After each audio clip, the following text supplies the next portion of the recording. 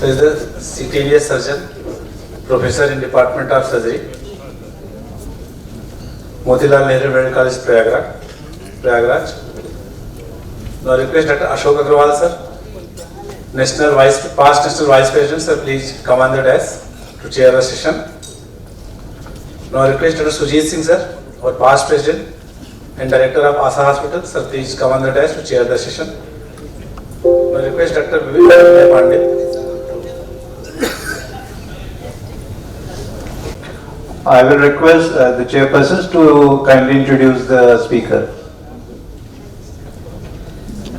Next speaker is Dr. Pawan Kumar. He is a consultant cardiothoracic surgeon at BLK Max, New Delhi. And Dr. Pawan Kumar Singh is an experienced and skilled cardiothoracic and vascular surgeon with more than 6 years of experience. He has been widely acknowledged for his versatile and patient-centric approach. His qualification is MBBS, DNB in CTVS, Heart Transplant Fellow at Toronto General Hospital, Toronto.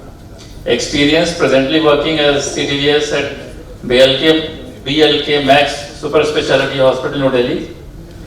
He has been Associate Consultant Department of CTVS at Max Heart and Vascular Institute, Max Super Specialty Hospital, Saket. Associate Consultant Adult Cardiac Surgery at Narayan Super Specialty Hospital, Gurgaon. His areas of interest are orthoptic heart transplant, long-term mechanical ventilatory circulatory supports including LVAD, management of heart and respiratory failure with help of short-term circulatory support, coronary artery bypass grafting, on and off pump, mitral aortic valve replacement, tricuspid valve repair replacement, multiple valve replacement, thoracic surgeries, pulmonary and arterectomy, vascular surgeries, ASD, ESD closure, ascending aortic and aortic arch replacement surgeries. He is a member of Delhi Medical Council, UP Medical Council, Haryana Medical Council and Indian Association of Cardiothoracic Surgeons and Indian Society of Heart and Lung Transplant. He will be speaking on newer trends in surgical management of heart failure. I now hand over the stage to Dr. Pawan Kumar Singh to deliver his lecture. I'd like to invite Dr. O.P. Sharma sir to be on the dais for chairing the session.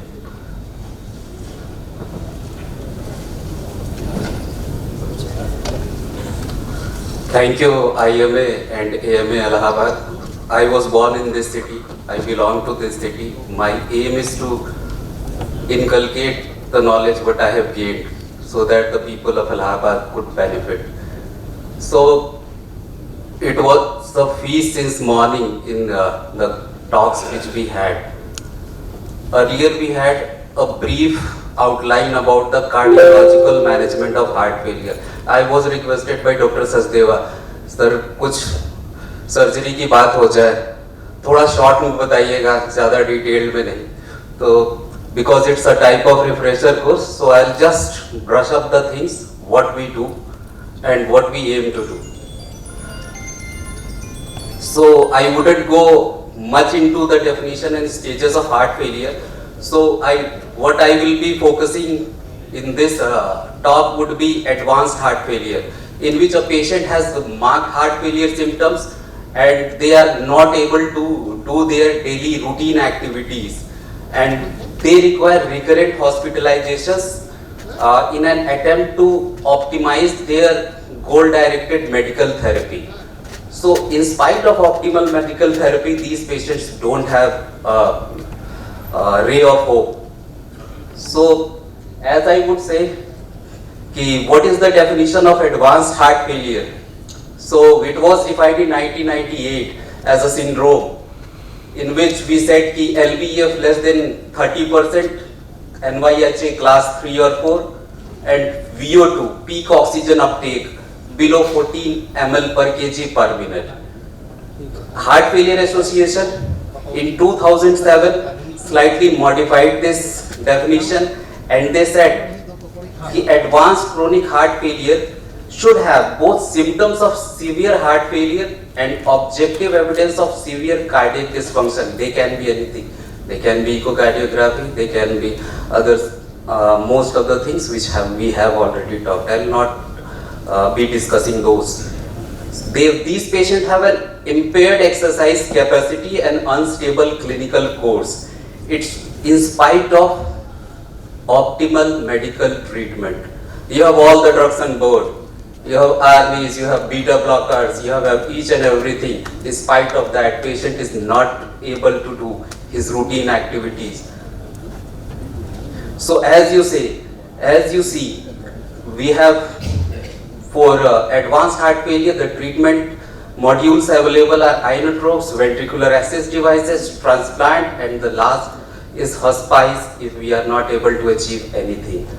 So talking about mechanical circulatory supports, so I would outline one thing: heart transplant still remains the preferable therapy of advanced heart failure. But as we know, we have a shortage of organ donation. So what is the other thing to wheel out these patients? Is it a full stop for them? No, I should say no. We have been actively doing good number of mechanical circulatory supports in the corporate hospitals in India and worldwide. To date, over 75,000 continuous flow devices have been implanted worldwide, and we are not far behind. One of all the, I would likely to name Dr. Meherwal, who is one of the leading surgeons who does mechanical circulatory supports. So in US alone, there are 131 hospital centers who are approved to implant permanent mechanical circulatory support devices. So MCS as a therapeutic option has come up. I would be talking about heart transplant and what are the favorable outcomes with this mechanical circulatory support for heart failure. As you know, we have a separate definition for it. We have a separate classification for mechanical circulatory support, and that is an INTERMAX classification. It is an interagency classification of mechanically assisted circulatory supports, in which they have divided into 7 classes. The first class is the worst class. It's a critical cardiogenic shock. They are crash and burn patients. They are on maximal medical and intensive care management, and they don't make up.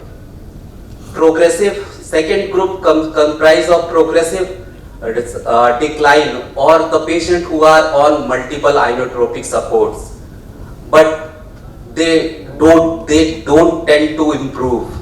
What should be done next?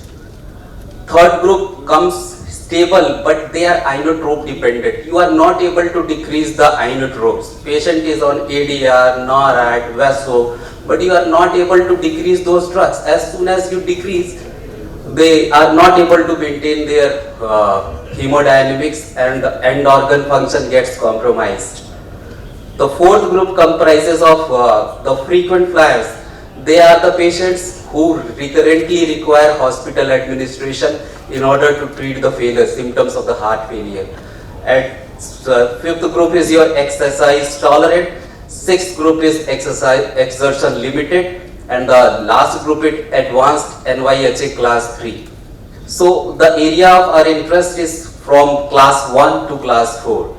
So these are the groups which we focus. The rest groups, group 5, group 6, group 7, have a ray of hope with cardiological management. So for short-term mechanical support, as the name suggests, they can be used only for short-term, around a period of 30 days, though there are certain case reports and our experience says we can increase this limit of 30 days. We have supported the patient on short-term circulatory support for around 2 months also. But the best window period is around 30 days.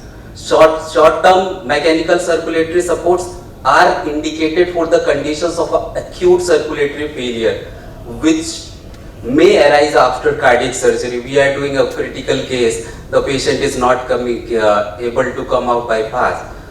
Then what is the other option? So we use short-term mechanical circulatory supports for that. So it's the short-term mechanical circulatory supports also provide a bridge to a definitive therapy. Definitive therapy can be anything. They can be long-term mechanical supports, they can be heart transplantation, or the patient improves. So what are the indications of temporary mechanical support? So per se, what I would say, what indications we follow, the cardiac index less than 1.8 liter per minute per meter square, their CVP are way high, more than 20 mmHg, systolic BP persistently less than 80 mmHg on in spite of more than 2 inotropic supports, signs of low distal perfusion, cardiac arrest, cardiogenic shock, post-cardiac syndrome, then acute MI and mechanical complications of MI, acute myocarditis, which can be viral, they can be multifactorial, prophylactic shock, any organophosphorus poisoning. So these devices have a varied role to play and they have a lot of indications to follow. So what are the contraindication of these devices? Their brain is not working, irreversible neurological disease. We don't select those patients. Disseminated malignancy with a very poor lifespan. Severe peripheral vascular disease, we don't consider those patients. Thrombocytopenia, we use anticoagulants for the patients who require these mechanical circulatory support. So thrombocytopenia is a contraindication for it. So what are the short-term mechanical devices? IABP has been used more frequently in our setup where we have IVAC, we have Impella 2.5, Impella 5, we have VA ECMO, VV ECMOs and tandem heart. So as I said before, so IABP has been used, what's the help IABP can give you? They decrease the afterload and they increase your cardiac output. So you can see this balloon. So the inflation and deflation of balloon, during systole the balloon deflates. So what happens? Your afterload goes down, it decreases your SVR and your forward flow increases. During diastole, what happens? Your IABP inflates. So the diastolic perfusion to the coronary arteries are more. So they have an advantageous effect. So acute congestive heart failure, exacerbation with hypotension, in difficult percutaneous coronary intervention, if a critical left main disease or a CTO with a patient with severe LV dysfunction, if you are doing IABP is helpful. Myocardial infarction with decreased left ventricular fraction leading to hypotension. Myocardial infarction with mechanical complications causing cardiogenic shock as if the patient has developed acute MR due to papillary muscle rupture or you have a BSR, yes, put the patient on IABP, wait for the hemodynamics to improve. It's a bridge to definitive treatment. If a patient is there in myocardial ischemia and intractable angina with refractory heart failure, yes, it's a bridge to the definitive treatment. And intractable ventricular arrhythmias.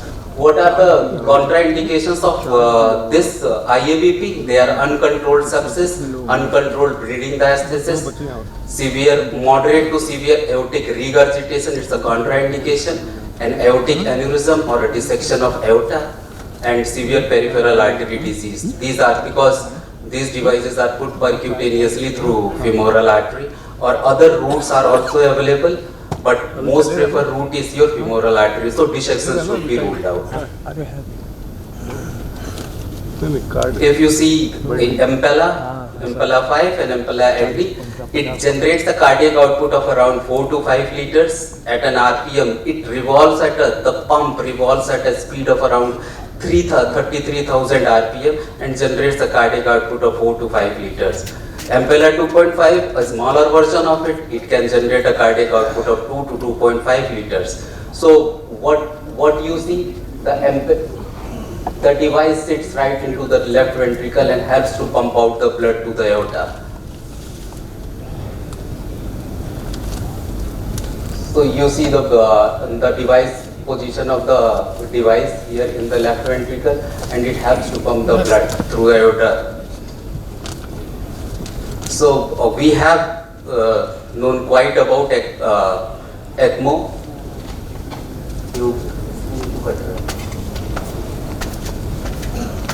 So we use two type of ECMOs, VA ECMO and VV ECMO.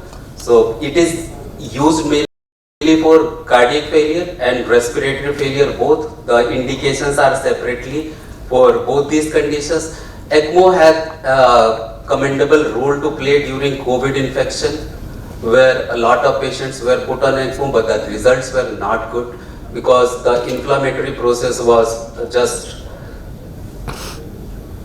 So survival of ECMO usage has improved in cases of cardiac arrest. If a patient had a cardiac arrest, had a massage, you put the patient on ECMO, give him eCPR. In cardiogenic shock and ARDS, the results have been quite beneficial. So as I told, VA ECMO. So VV ECMO basically we use for respiratory purposes, VA ECMO for cardiorespiratory purposes both. So this is the circuit which you see for VV ECMO and VA ECMO. So this is the assembly. Here you see the pump, here you see the oxygenator.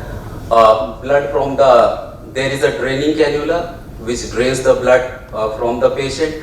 The blood gets oxygenated and then circulated further through the help of the centrifugal pump. Centrimag, it's a magnetic levitated circulatory support system. So why the mechanical circulatory supports needed more advancement? Because there was a quest कि which one is ideal blood pumps. All the mechanical circulatory supports which were used had a lot of what you say कि destruction of RBCs and more load on liver. So what should be the best thing? So what is an ideal pump? A pump which is simple to use. तुरंत लगा दो, ज़्यादा समय नहीं लगे, patient के पास ज़्यादा टाइम नहीं है. It should be simple to use, simple to assemble. Minimum priming volume. Heart failure के patients में they cannot tolerate a good amount. आप बहुत ज़्यादा fluid या बहुत ज़्यादा molasses नहीं दे सकते.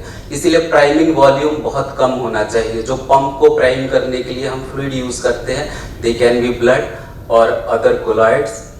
So the priming volume should be very low.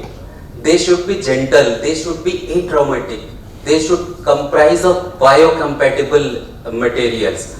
The pump which runs, आप लोगों ने घर में पुराने समय में देखा होगा टुल्लू पंप, बहुत देर 1-1.5 घंटे चलता, पंप गर्म होके जल भी जाता है. तो minimal heat generation should be there in pump. आप long term circulatory supports में heat generation would be more. So you need a pump which has minimal heat generation, minimal anticoagulant requirements, easy to visualize during support, it is easy to transport, it is able to support the cardiac output fully, and first and foremost, it should be cost effective. So this is a Centrimag pump, which you can see the pump, you can see the motor of it, and here is the console through which you can regulate the speed of the pump and achieve the adequate cardiac output as per the parameters laid by the company. So the pumps which modified, which are now considered as ideal blood pumps are the magnetic levitation pumps. These pumps don't have seals or ball bearings in it, so blood doesn't comes in contact with lot of elements which do harm them. So the concept was to make a pump which has a bearingless pump and a motor. So what are the indications of Centrimag and PDFS? So they are short-term devices. They can be used for 30 days. They are used as a bridge from one point of treatment to another. They are extremely easy to institute, and they can also be incorporated into ECMO circuit. ECMO के pump की जगह we can easily use Centrimag pump, which has got a better role to play. So as I said, broad indications, it's a bridge to recovery. Patient improves. Patient of viral myocarditis in acute circulatory shock, they improve. Bridge to decision. it gives you time. The patient who was sliding, who could not make up in another 1 or 2 hours, it gives you time. The patient achieves his hemodynamics on the circulatory supports. You have time to think what should be the correct treatment of choice, what should we go ahead. You have time to decide. Bridge to bridge, short-term mechanical support the patient on ECMO. Later on you can do left ventricular assist devices, which are long-term supports. And bridge to transplant, support the patient on these short-term devices. If heart is available and the patient hemodynamics and other parameters are within limits, you can go for transplant. So this is the way how we cannulate. I wouldn't go deeper into the surgical aspects of it. So the most beautiful pump implanted worldwide, HeartMate 3. You can see we have a model also outside. We have demonstrated the model also. You can go and see the pump.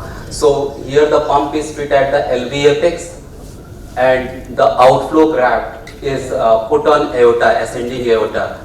And so the ailing left ventricle which is not able to pump blood. So this mechanical circulatory support, HeartMate 3, they help you to deliver the blood to aorta. You can see how beautiful, you have a system controller in this. It shows all your parameters which are needed for proper functioning of it. It shows the 4 values, what is the power the pump is consuming, what is the pulsatility index. So all these parameters, at what speed it is moving and what cardiac output it is generating in the patient. All these parameters are reflected in it. So these pumps run with the help of, you need power. We have batteries which are connected and these batteries provide adequate support for the pump to run. What are indications of HeartMate? HeartMate 3 is a LVAC. It's for providing short and long-term circulatory support both. It's a bridge to transplant, or now FDA has approved it as a destination therapy. Until date, the longest living patient is around 12 years. So in patients with advanced refractory heart failure, we recommend left ventricular assist devices if the donor heart is not available. So what are the contraindications for it? The patient who cannot tolerate or who are allergic to anticoagulation therapy, they are contraindications for it. As I said, you have a system controller, you have HeartMate 3 left ventricular assist devices, which sits on left ventricular apex, and you have a modular cable.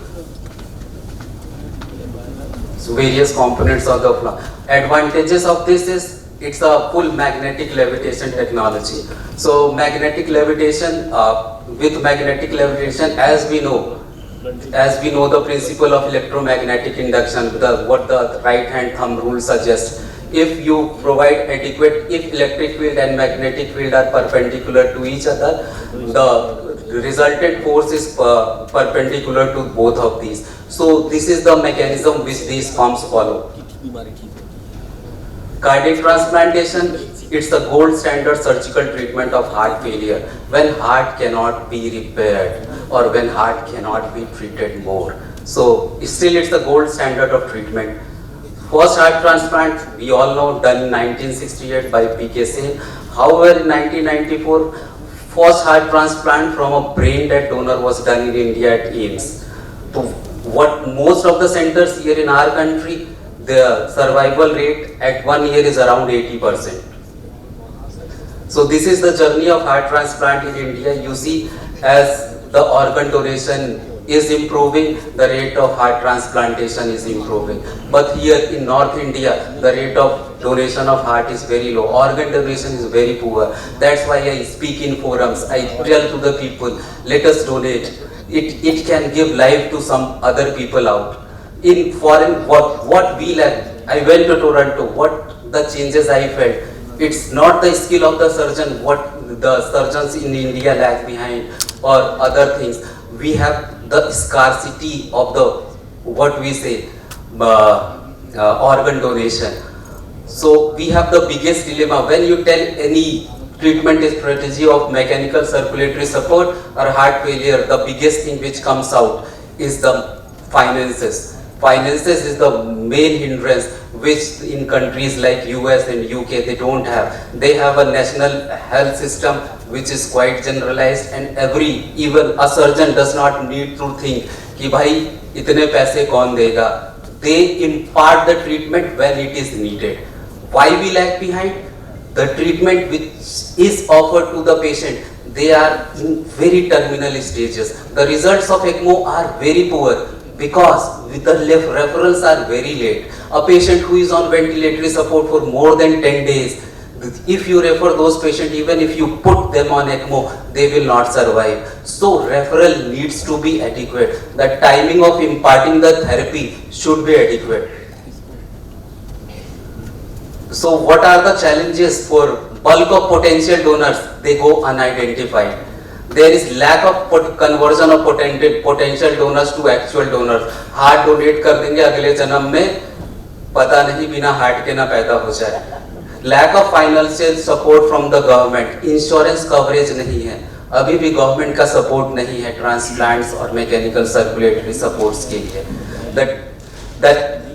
That program only caters the needs of the rich.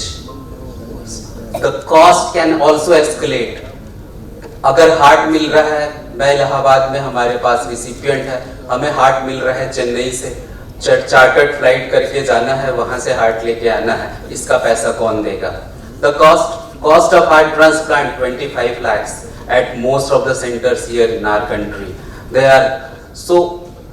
All these are the hindrances which we need to educate, which we need to think how we can improve on all these. South, if you compare north and south, the rate of heart transplantation and other things are quite high. It's not the scarcity of surgeon or trained manpower here in North India. It's our approach to the heart failure patient. If a patient on a maximal goal-directed medical therapy with optimized medical treatment, if he doesn't improve, we write him off.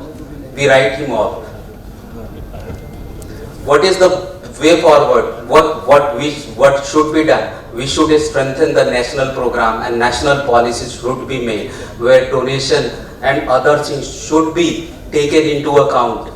Establish an Indian heart and lung registry which help in formation of future policies and enhance physician-patient public involvement in heart transplants. Increasing the organ donation rate, donation after circulatory death. अगर heart रुक भी गया, वैसे heart को भी implant करेंगे. Partnership regulations को improve करते हैं. Cost of post transplant immunosuppression. Immunosuppressions are highly required after transplant. You put a foreign heart into a body, you need to suppress his immunity. So it's a very delicate balance with immunosuppression which needs to be modulated. If the immunosuppression is more, your patient will land up in infections. If the immunosuppression is poor, your heart may be rejected. So these are the limitations of heart transplant, as we say. So which led to evolving of mechanical circulatory supports. So as I would not go much deep before. So what I was emphasizing, before irreversible end organ damage is established, we should refer. So I wouldn't go into more details of surgical implantation of the heart, and all is not over for heart failure patient who is failing optimized medical therapy.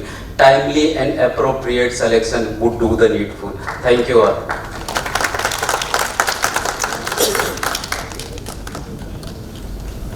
Now I would like to invite Dr. Kumar sir to facilitate the speaker and the chairpersons.